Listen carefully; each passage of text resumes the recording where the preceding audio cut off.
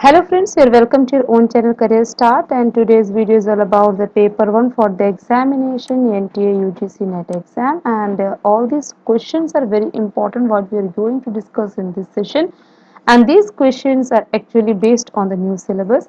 Friends, if you have not yet subscribed my channel, please do subscribe and hit the bell icon so that you can get all the new updates that we are uploading in our channel. Now let's have a look upon the session. The principal of a school conducts an interview session of teachers and students with a view to explore the possibilities of their enhanced participation in the school programs. This interview may be related to which type of research so here actually क्या है, एक situation है जहाँ पे principle of the school जो है एक inquiry और इंटरव्यू सेशन कंडक्ट कर रहा है। वहाँ पे कौन कौन है, टीचर और स्टूडेंट्स हैं। ये एक्चुअली उनका मतलब मूल उद्देश्य होता है कि इन टीचर्स और स्टूडेंट्स की इंटरेक्शन हो, कि उनका जो पार्टिसिपेशन ऑफ द प्रोग्राम में कुछ इंटरेक्शंस हो। ठीक है, तो ये किस तरीका का रिसर्च है, ये पूछा गया है। एक्चुअली जब हम बात करते हैं इस तरह की सिचुएशन का जहाँ पे जो हेड है वो एक इंक्वायरी बिठाती है, और वहाँ पे जो है, यहाँ पे इंक्वायरी हो या इंटरव्यू हो, वहाँ पे कुछ ऐसे लोगों को इन्वॉल्व करते हैं जैसे कि टीचर और स्टूडेंट है। ये इसलिए इन्वॉल्व करते हैं कि उनका अपना जो प्रोग्राम है उनका जो है क्वालिटी और जो भी परफॉर्मेंस है उनके टेस्ट हो या उसका जो है रिफाइनमेंट हो। तो इस तरह का जो भी रिसर्च होता है उसे एक्शन रिसर्च कहते हैं। इसलिए इवैल्यूएशन रिसर्च और fundamental research, action research, applied research, इन चारों में से आपका जो है सी ऑप्शन सही होगा। Now the next is the meaning of affiliating university is. तो हमें यहाँ मतलब बताना है एफिलिएटिंग जो है यूनिवर्सिटी के बारे में। ऑप्शंस दिया गया है, the university which are not having central campus for teaching but it is going on in affiliating colleges.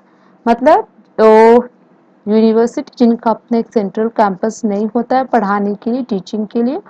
और ये जो है नेक्स्ट ऑप्शन है, the university which implement curriculum only and coordinating examination. तो जो हमारा एफिलिएटिंग यूनिवर्सिटी, उनमें तो ऑब्वियसली करिकुलम भी होती है और वो जो है एग्जाम्स भी कंडक्ट करते हैं। The university which work as distribution of degree, तो वो जो है डिग्री भी देते हैं।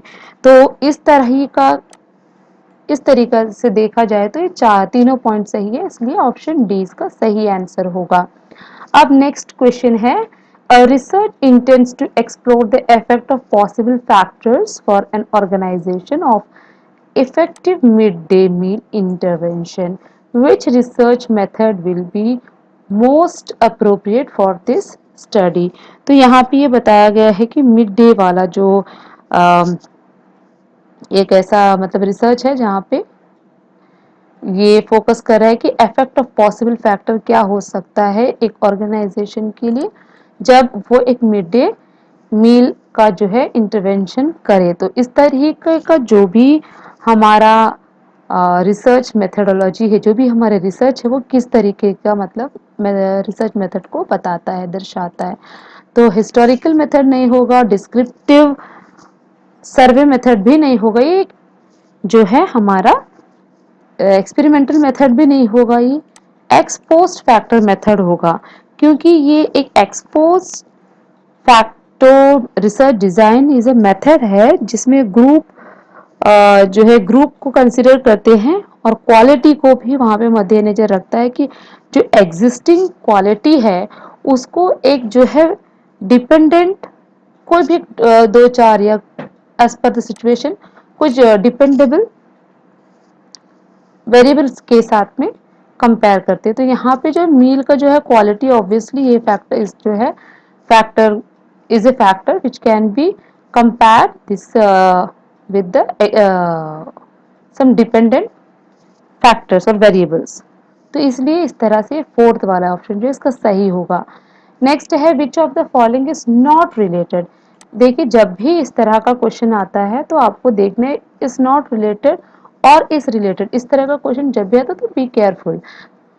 Which of the following is not related to Indian Education Commission's recommendations that comes for the period of 1964 to 66?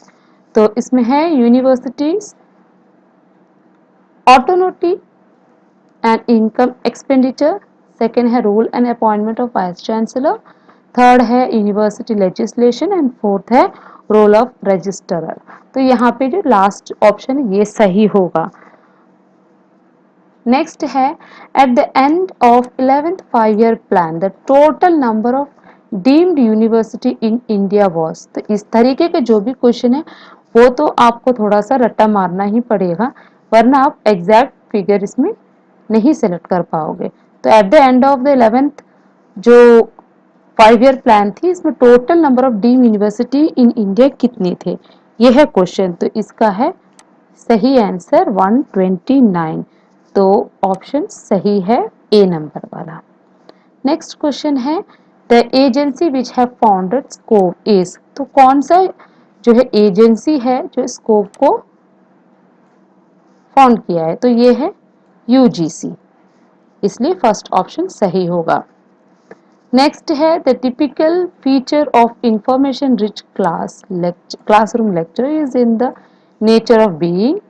तो इसमें आपको 4 ऑप्शंस दिया गया है, मतलब typical feature of information rich classroom lecture is in nature of, कैसा उसका nature होगा।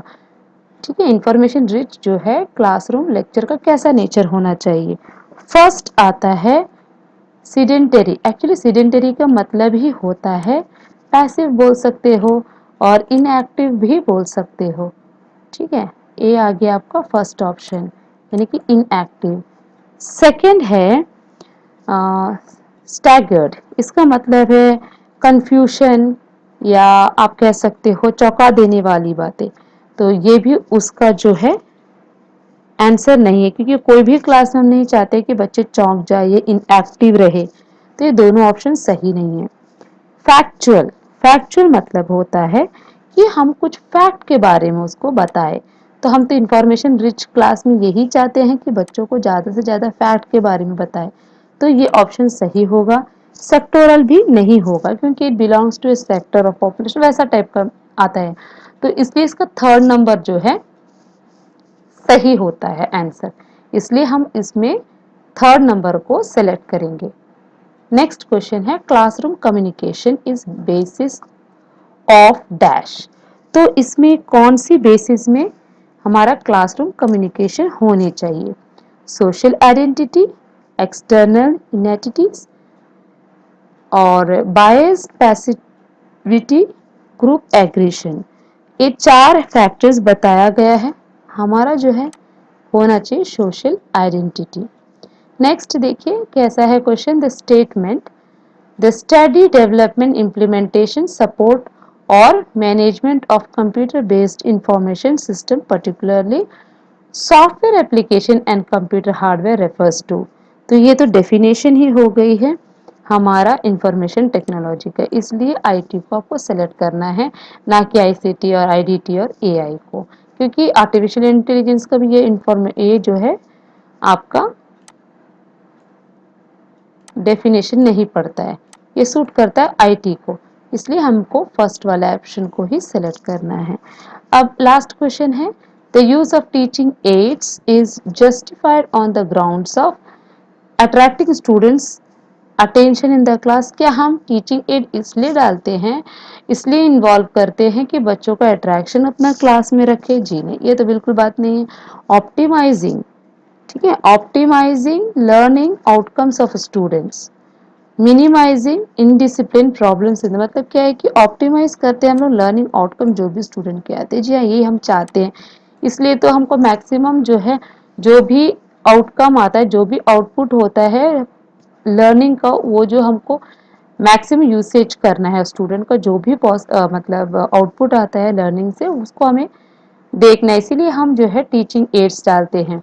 वो एक्चुअली टीचिंग एड हो सकता है कि कोई ऑडियो हो या वीडियो हो या ऑडियो वीडियो दोनों हो, तो इसलिए हम ये सब इसमें डालते हैं कि बच्चा जो है मैक्सिमम बेनिफिट पा सके। और मिनिमाइजिंग इनडिसिप्लिन प्रॉब्लम इसलिए नहीं करते हैं, और ना ही हम ये चाहते कि effective engagement of the effective engagement of students in the learning task, ये भी नहीं है, तो इसका लास्ट आंसर सही है।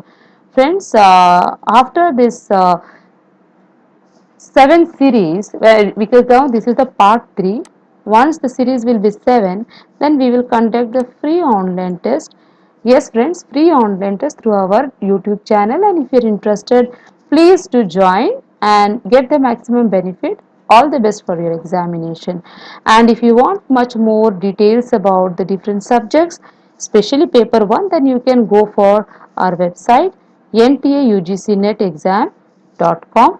And if you like my video, please do like, share and comment, so that we can improve the quality of our video and we can give maximum number of the videos for your preparation. Thank you for watching my videos. Jai Hind.